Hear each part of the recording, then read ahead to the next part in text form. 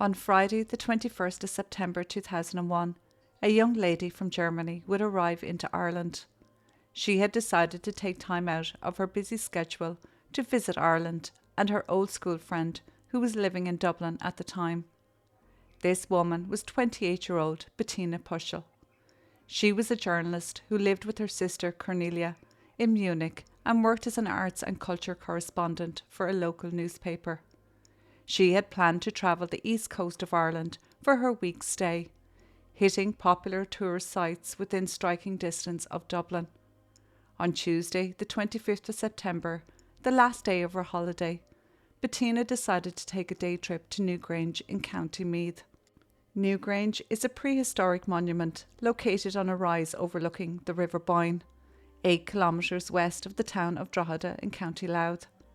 It is an exceptionally grand passage tomb built during the Neolithic period, around 3200 BC, making it older than Stonehenge and the Egyptian pyramids. There is no agreement about its purpose, but it is believed to have religious significance. It is aligned so that the rising sun on the winter solstice shines through a roof box above the entrance and floods the inner chamber. After taking the train to Drogheda, which is 42 kilometres north of Dublin City, she intended to walk the scenic route to Newgrange or take one of the many shuttle buses to the site. Bettina decided, unfortunately, to walk the 10 kilometres, and on her journey she would cross a monster in her path who would take her life and she would never be seen alive again. That same night, when she didn't return to Dublin and to her friend's apartment, he became very concerned. She failed to answer her mobile phone, and by the next morning, after still not returning, her friend became frantic with worry, as she was due to fly home at 7:30 a.m, and she by now had missed her flight also. Her flight ticket and luggage remained in the flat, and with a lot of concern he rang Bettina's parents, telling them she was missing, and then proceeded to ring the Gardaí and officially reported her missing. The Gardaí began an investigation straight away, and they soon established that Bettina had gone to Drogheda the day before and was seen walking from the train station to the bus depot at around 10 minutes past 10 that morning. Searches also began around the farmland around Newgrange. Gardaí issued a description of Bettina also. She was 5'10" tall, slim-built, blue eyes and brown blonde hair.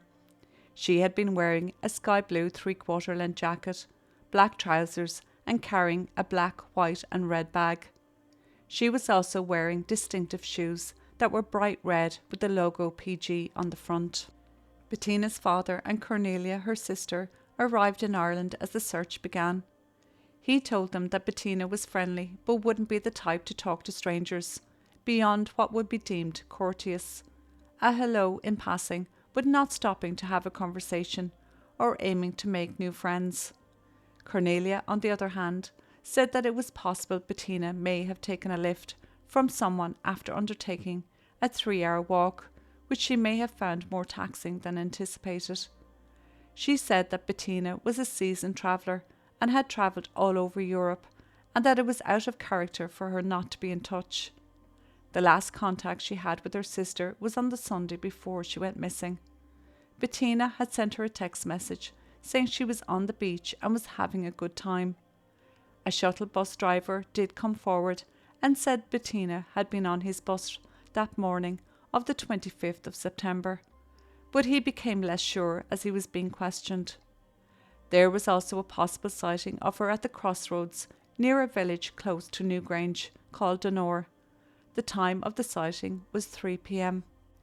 Chief Superintendent Michael Finnegan, one of the senior officers in the investigation, told the media, quote, that at the moment they are treating Bettina as a missing person case, but there is a concern for her. She is a foreign national, she has no friends in the area, and she has not answered her mobile phone for the last 2 days. On Thursday, the 27th of September, the Dublin Sub-Aqua team joined the search, scouring the River Boyne area. A Garda helicopter also joined and flew around the area from Drogheda to Newgrange, but there was no sign of Bettina. Garda checkpoints were set up in Donore village and dogs were brought in to help with the ground search. CCTV footage was examined for the Tuesday morning of the 25th of September. It showed Bettina getting on the train in Dublin at 9:30 a.m, arriving in Drogheda just over a half an hour later. By Friday the 28th of September, Bettina's family were very concerned. They said it was totally out of character for her to be out of contact for so long. Meanwhile, Gardaí were carrying out door-to-door inquiries and handing out questionnaires in the areas of Donore Village and Newgrange. They also appealed to locals living between Drogheda and Slane to search their properties to see if there was any sign of Bettina. Bettina's disappearance sparked rumours to where people were wondering, was there a connection to other women going missing in the last 10 years, i.e. the vanishing triangle. In those cases, many of these women were never seen again, but the Gardaí said there was no evidence to indicate that this was the case, and they had hopes she would be found alive. By the 1st of October 2001, Bettina had still not been found. They appealed to the public once more, specifically to people that might have visited Newgrange and taken video footage or photographs. They hoped that someone might have captured Bettina so as to narrow down their search. There was no CCTV footage at Newgrange itself, as the cameras had not been working on that Tuesday, and so it couldn't be confirmed whether Bettina actually made it there. The staff were also questioned, and they didn't recall seeing a woman described as Bettina. CCTV footage was also recovered from a shop in John Street in Drogheda. It showed Bettina passing the shop at around 10:30 a.m, and Gardaí felt that she had decided to take the long walk to Newgrange. In the coming weeks, the Gardaí also ruled out that Bettina had left Ireland through Northern Ireland. They had checked airports and ferry ports, and there was no sign of her. 40 officers were assigned to the case, and units were dispersed to search areas of the Boyne Valley. By now, the public had responded to the Garda appeal to hand in photographs and video footage. They painstakingly sifted through everything that had been handed in. Hundreds of people had been interviewed, thousands gave statements, and all the houses from Drogheda to Donore Village had been visited.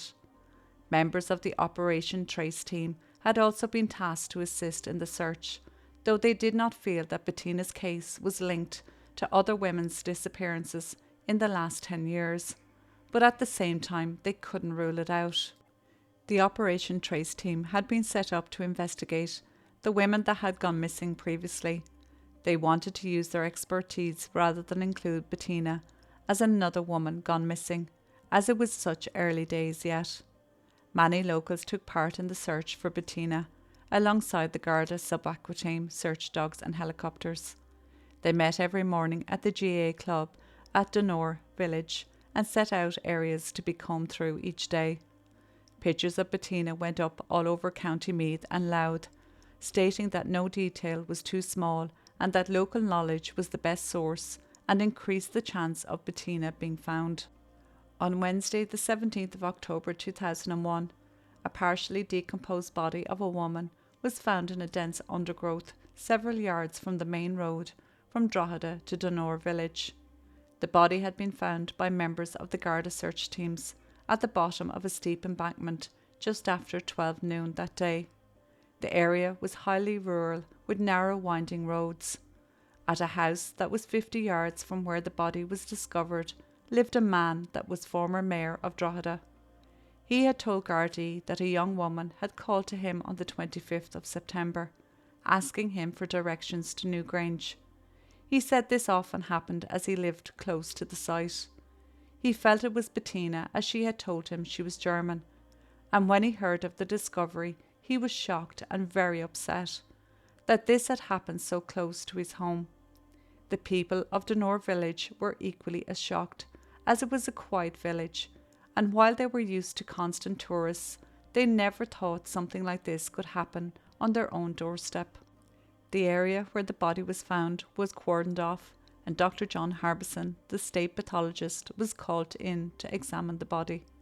When Dr. Harbison concluded his preliminary examination of the body and scene, the body was then brought to Our Lady's Hospital in Navan for a post-mortem. The conditions of the area where the body was found were very difficult because of the undergrowth was very heavy.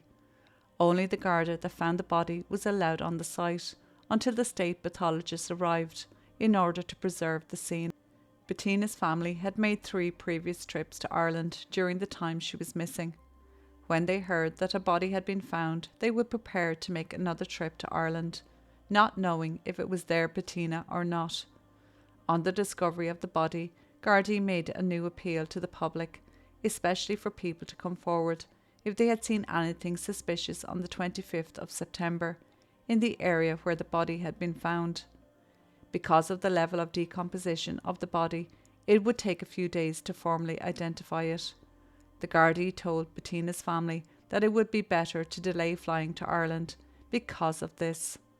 Dental records or DNA would be the only way to identify the body. Bettina's father had given blood on a previous visit, and this was used to help identification. The family decided also to take the Gardaí's advice and stay in Germany until the body was formally identified as Bettina. They estimated that the body had been exposed to the elements several weeks and the person had died in or around the 25th of September 2001.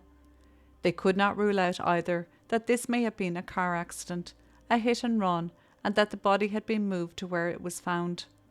On Monday, the 22nd of October, the inquiry into Bettina's case was upgraded to murder after formal identification and showing the hallmarks of murder. The Irish Times newspaper reported that she had severe injuries to her neck and that she had been killed where she was found. It was thought that she had also been sexually assaulted and then strangled, but findings from Dr. Harbison might take another week as the decomposition of the body was so severe. It was also said he might not get conclusive results of the cause of death. The head also had been separated from the body due to animal interference. In light of the discovery of Bettina's body, house-to-house inquiries were stepped up in Dunor village and on a building site where works were taking place on the main Dublin to Belfast road, which was just a mile from where Bettina was found. Voluntary DNA samples were also asked for by Gardaí from men in Dunor village and Drogheda town. 4 men gave blood samples, focusing on men that had previous convictions of a sexual nature or who had been suspects in such cases. In the early hours of the morning on the 27th of October, 3 people were arrested in relation to Bettina's murder. A man and a woman at an address in Drogheda town and a man in a housing estate off the Dunor road. The estate was just 3 miles from where Bettina's body was found. All 3 were taken to Drogheda Garda station for questioning. The following evening, one of the men appeared at a special sitting of the district court in Ardee. 39-year-old Michael Murphy was charged with Bettina's murder. The man and the woman who were under suspicion of withholding information were released without charge. When Murphy was charged in the Garda station, he made no response. No bail was applied for by the defence at the time of the official charge, but a psychiatric evaluation was requested by the defence. Murphy was remanded in custody, and as he was leaving the court, a small group of people had gathered to jeer and shout at him. Meanwhile, Bettina's family arrived in Ireland to claim her body, but because Dr. Harbison was finding it difficult to establish the exact cause of death, he could not release the body. A remembrance service was held in Munich when it was clear they may have a long wait before they could bring Bettina home. Books of condolences were opened in Drogheda and Dunor village for people to express their sorrow towards Bettina's family. Flowers were laid by the roadside where Bettina's body had been found nearby. On the 14th of November, the family made their way to County Meath, where they visited the place where Bettina had been found. They hoped that they could return with Bettina, but unfortunately the body could still not be released. The prosecution were worried that the defence would request an independent post-mortem, and as the family wished to cremate the body, this would not be possible if they released it. So the body would have to be held until they were sure it was not needed. In January 2002, Murphy was denied bail due to the weight of evidence against him in the case, and also because the judge felt that Murphy was so dangerous that he could commit further crimes while out on bail. A month later, in February, Bettina's family got word that her body would be released to them, and on the 12th of February the family attended a mass held in memory of Betina in Dunor village. In January 2004, Murphy appeared at the Central Criminal Court in Dublin to face the charges of the murder of Betina. A jury of 8 men and 4 women were sworn in, and Judge Dermot O'Donovan presided. A plea of not guilty was entered into the record by Murphy. The next day the court was informed that the presiding judge had become ill, and the jury had to be dismissed. The trial was adjourned until the following week, with a new jury and judge. On the 20th of January 2004, the trial began again. Murphy pleaded not guilty once more. The prosecution opened the proceedings by outlining Bettina's movements on the day she went missing. It was confirmed that Bettina arrived in Drogheda by train and was seen by locals that day in Dunor village. But it was the prosecution's belief that Bettina never got to Newgrange. Instead, her body would be found 3 weeks later, off to the side of the road into Dunor village. Several items belonging to Bettina would also be found along the same road, and her family would go on to identify them as hers. Items were also found in a skip at the graveyard in Dunor village. These included her shoes and black trousers. Suspicious behaviour was also noted by locals that night. 3 students were sitting on a wall near a quarry when they saw a black car coming from the Drogheda direction and pulling up to a lane near to where Bettina was found. It stayed for only 5 minutes and then headed back towards Drogheda. Then 10 minutes later the car came back and parked up again at the lane. This time they saw the type and colour of the car when a lorry passed by and its lights lit up the car and what seemed to be a man running up the laneway. Not much later the car drove off again. This car was traced and led back to Murphy as the owner. It was also pointed out that Murphy had not been at his work constantly throughout the day Bettina disappeared. Once described as a hard worker and never missing a day, it stood out to his boss and workmates that he left the work site numerous times that day for no apparent good reason. He was also seen with a large container of cleaning fluid, and when Bettina's clothes were examined, samples were found. The prosecution also said they could link Murphy directly to Bettina's remains. The Garda that found Bettina's body was the first to be called to the stand. He described how he had found her during the search and how he had to beat the undergrowth away with a stick in order to get to what he thought was a roll of lino first, but as he got closer he realised it was a body. It was the sky blue jacket he thought to be Bettina's that he then saw, and he backed off straight away so as to not contaminate the scene and to notify the other officers. Stills taken from CCTV footage of the local petrol station were then shown to the court. It showed Murphy visiting it 5 to 6 times throughout the day Bettina went missing. This petrol station again was not far from where Bettina's body was found. A local man testified that he had seen Bettina walking on the road towards Dunor village at around 11:30 that morning.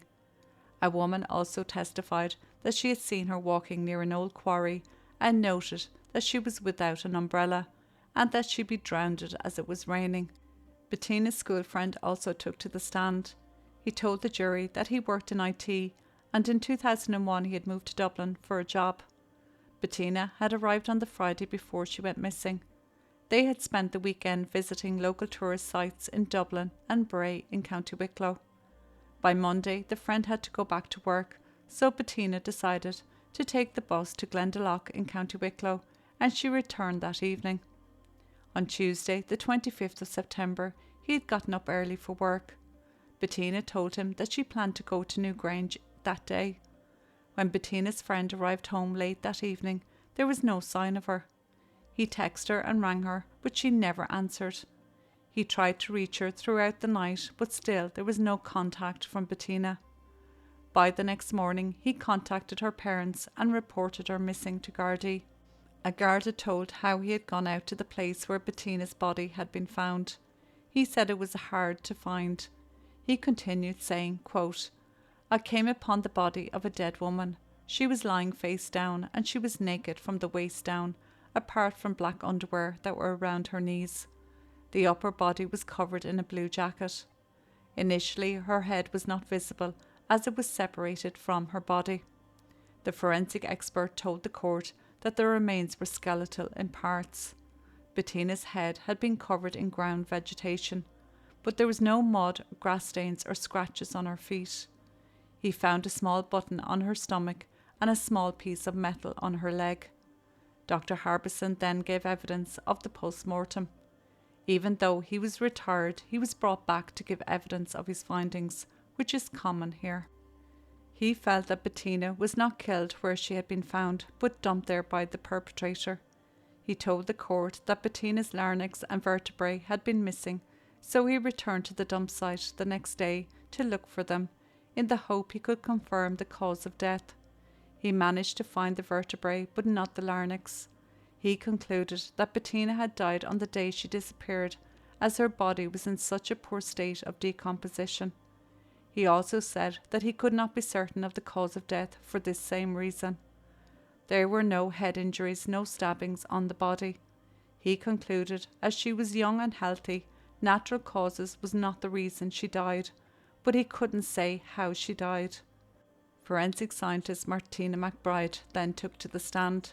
She had tested the vaginal swabs and confirmed the presence of semen. There was also semen found on Bettina's underwear, which had been doused in a substance like a disinfectant, which was also found on her blue jacket. Bettina's shoes that had been found in the skip had a piece of leather missing from them, and it was found in the grass where her body was found. The button and the piece of metal found on Bettina matched the black trousers that were also found in the skip. A man that worked alongside Murphy on the road project outside Donore village spoke how Murphy had kept leaving the site that Tuesday, the 25th, under the guise of wanting to sort out a pump belonging to him that had broken. He had left 5 to 6 times that day and was gone for periods of 10 minutes and up to 20 minutes at a time. He also said Murphy had a container with some type of cleaning fluid in it, and Murphy told him it was great for cleaning dog kennels. The foreman of the job told the jury that Murphy had come to him on Wednesday the 26th, the day after Bettina went missing. Murphy said he had hurt his back that morning and needed to go to the doctor's. The Garda that was conducting the house-to-house inquiries after Bettina's body was discovered told the jury that he had interviewed Murphy at his home in Rathmullen Park in Drogheda. Murphy was calm when talking to the Gardaí. He told them that he had pulled a muscle in his back on Tuesday the 25th and had been off work for the rest of that week and had visited his GP that same day. The GP would go on to say that Murphy visited him on the 26th and not the 25th, and that he had said he hurt his back at work when he was bending down to tie his shoelace. In court, 3 men that worked with Murphy also took to the stand. They were from Latvia, and Murphy gave the 3 a lift to and from work every day, which he was compensated for. One said that Murphy did not join them for their 10 a.m. break on Tuesday the 25th, that he said he had to go to Drogheda that morning for a doctor's appointment. The second witness of the 3 agreed with the first one, adding that he didn't think Murphy had been there for the entirety of that day. The third witness was in agreement with the other 2 and added that Murphy had driven all 3 home that evening. On the 24th of October 2001, a Garda had visited Murphy at his workplace, asking him to attend the Garda station. When he arrived at the station, he told Gardaí that he was in a relationship, but that it was on again and off again. He said that on the morning of the 25th, he had collected his work colleagues and went to work. When he got on site, he tried to contact the foreman and waited around for him to turn up. After a while, he decided to leave and went to his girlfriend's house. She wasn't there and so returned to work, arriving around 10:35 a.m. He said he couldn't confirm if he left the site again before 1 p.m, but said that he had driven up the Donore Road to his girlfriend's house to have lunch and got back to the work site about 5 minutes late. When he finished his statement to Gardaí, he signed it, and he also gave a sample of his hair voluntarily. When this sample was sent forward for testing, and when test results came through, Murphy's DNA matched the DNA taken from the semen found on Bettina's body. Murphy was arrested on this evidence. He was asked about the previous statement he had made to Gardaí. He refused to answer any questions without his solicitor present. When the interview resumed just before 2 p.m. that day, Murphy asked to speak to his girlfriend, who was also arrested that morning. When this was allowed, a memo was taken of what was said between them, and this was read out in court. She asked him had he done it. He said, "What do you think?" She asked the question, this time in a more pressing way. "Tell me, did you do it?" Then Murphy said, "I'm sorry." His girlfriend became more frantic by now and asked him to say it if he did. Murphy by now got angry and told his girlfriend to leave. With this, Gardaí returned to the room. The Garda told the court that Murphy was physically shaking and trembling. The detective asked Murphy to tell them what had happened. Murphy put his head in his hands and began to cry. The detective at this stage felt Murphy was about to confess, so they pressed him further. Murphy said he didn't want to say any more about it and that he was sorry. After 8 hours of questioning with Murphy crying, he made statements where to them sounded like admissions. Quote from Murphy, I'm sorry. Tell that girl's parents I'm so sorry for taking her life and for what I did to her. I'm so sorry." According to the Gardaí, Murphy then saw his solicitor and refused to sign the memo of the questioning. The defence asked why two people that were under arrest were allowed alone in the same room, and why had questioning continued, given how upset Murphy was. The defence put it to the court that Murphy never said these things, and it was all made up. The Garda in his defence said he had taken down Murphy's exact words. When Murphy had been officially charged with the murder of Bettina at the district court in Ardee, while in a cell having lunch, Murphy made numerous statements to the Garda. He admitted that he had gone back to the body of Bettina and removed several items of her clothing and hid them in a skip at the graveyard. This is how the Gardaí knew to go to the skip, and it was here they found Bettina's red shoes, black socks and black trousers. Murphy asked for a cigarette, and to help build rapport with Murphy, the Garda asked him if there was anything else he could do for him. He told him that he had a bit of money left aside and wanted to make sure it went to his mother. The inspector rang Murphy's solicitor so these arrangements could be made. Murphy asked why he was being so nice to him, given everything he had done. Murphy apologised again, saying sorry for everything he had done, and asked how Bettina's family were coping. The inspector said under no circumstances was Murphy questioned or probed, that everything he said was given voluntarily. The inspector also said he was no way trying to get information from Murphy by being kind to him and had no ulterior motive. On the 11th of February 2004, closing arguments began. The prosecution stated that Murphy's statements saying he was sorry for what he did was a form of admission. The DNA found in Bettina and on her clothes matched Murphy, and the fact he knew where to find personal items belonging to her, among other evidence, showed that he was guilty. The defence asked the jury to be on guard and open-minded when considering the evidence before them. He reminded the jury that the cause of death had never been established and should weigh up the evidence given by Garda statements, including the statement, I'm sorry, as an admission of guilt.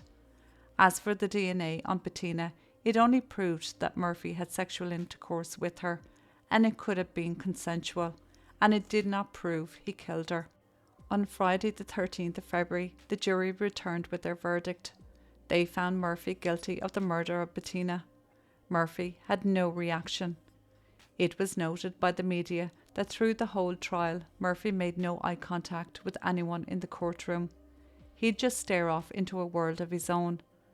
But before the jury had returned with the verdict, he was laughing and chatting with the prison guards while eating a Mars bar and drinking a bottle of Lucozade.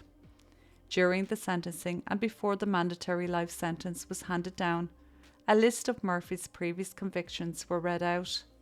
Murphy not only served sentences for armed robbery, grand larceny and assault. In 1983, he had been convicted of manslaughter.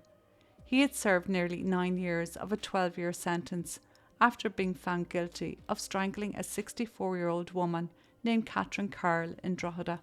Mrs. Carl, or Kitty as she was known to her friends, was walking home after a night of playing cards when she came across Murphy. He had attacked her by pushing his thumbs into her mouth and down her throat, which made her vomit, and then she choked on her own vomit and died. Murphy at the time was seen in the area and picked up for questioning. He seemingly had lost his wages on a bet and was broke, and so decided to rob poor Kitty. When he was picked up, the Gardaí said he was sober, but when it came to court, his defence said he was blind drunk that night and didn't remember attacking Kitty. This was not challenged in court, and so he got manslaughter. In 1997, after his release from prison, he followed 2 girls home after a disco. He caught the 2 girls by the back of the neck, slapped their heads together and tried to drag them down an alleyway. He received 6 months for this attack. The Poshel family spoke to the press after sentencing. They said they were relieved with the verdict. Quote, "It makes a closure of a bad chapter for my family. I want to thank the Gardaí for their investigation and support. I want to also thank the people of Donore Village and Drogheda for the assistance and sympathy they have shown us during this time." In the days after the trial, the Poshel family travelled to Donore Village to the local primary school. They presented the school with €8,000, an amount they received from the state after Bettina's death. They also planted a tree in her memory with a stone next to it which read, "Always in our thoughts." The gift to the school was for the letters and pictures the family received from the children while Bettina was still missing, and the memorial they had held for her. Some Gardaí spoke to the media after Murphy's sentencing, saying that he was the most evil and sadistic man they had ever come across, and another saying he hoped Murphy would never see the outside of a prison cell again. One Garda said as soon as he heard Murphy was working on the site close to where Bettina was found, he felt there was every chance Murphy knew what had happened, and he was afraid that it would turn into a murder investigation. Investigating Murphy's background, it was known that he was the 3rd eldest of 7 children. He had a troubled childhood, and at 11 years of age, he witnessed his friend drowning. He went to a special school for children with learning disabilities. When he was 12, he got his first conviction for theft. After this, he was sent to St. Joseph's Industrial School in Clonmel. He stayed here until he turned 16. At 19, he was convicted of assault and fined £22 Irish. The following year, he was convicted for breach of the peace. Then, 3 years later, in 1981, Murphy was charged with the killing of poor Kitty. In 1995, Murphy was convicted of armed robbery in the Drogheda area, and then 2 years later, he was convicted of the assault on the 2 women in Drogheda. But these 2 women were not the only ones assaulted around this time, and though they couldn't prove it, Gardaí believed Murphy was responsible. Among the locals, when it came to Murphy as a suspect for Bettina's murder, they felt Gardaí had their eye on Murphy from the beginning. Gardaí denied this and said it was good old-fashioned detective work and a process of elimination, and that they had only first spoken to him on the 24th of October 2001, when the investigation had progressed, and Gardaí had moved through their various lines of inquiry. This was the day Murphy's hair sample was collected and sent to the lab, which was processed within 24 hours and came back as a match. They had their man. An appeal was launched by his legal team under the grounds that Murphy's statements should not have been allowed in the trial, as they had not been video recorded, which is set out on the Garda regulations of 1997. A month later, the appeals court came back with their verdict. It was denied. Murphy still sits in prison today. For how long more is anyone's guess. He has already been let out on day release over the years, but with the parole board now in place and for the first time the family of victims allowed to have a voice at these hearings, hopefully the board will do their job and keep this dangerous monster behind bars. On the 15th of October 2021, a small but heartfelt ceremony took place in Donore Village in memory of Betina to mark the anniversary of her murder. 20 years on, the ceremony was organised by the former mayor of Drogheda, Frank Godfrey, who lives just yards from the scene of where Bettina was found. The ceremony included songs and poetry recited by local people, and wreaths were laid at the site, and another tree was planted in her honour. I also want to say that I'm sorry I did not go deep into who Bettina was as a person, but there really was not much in the media about her. But looking at the photograph of her tells me that she had a kind spirit and a gentle soul. I hope she is resting in peace, and although I didn't know of this case before now, I'm sure she'll be remembered and known far and wide. I'm so sorry this happened to you, my lovely.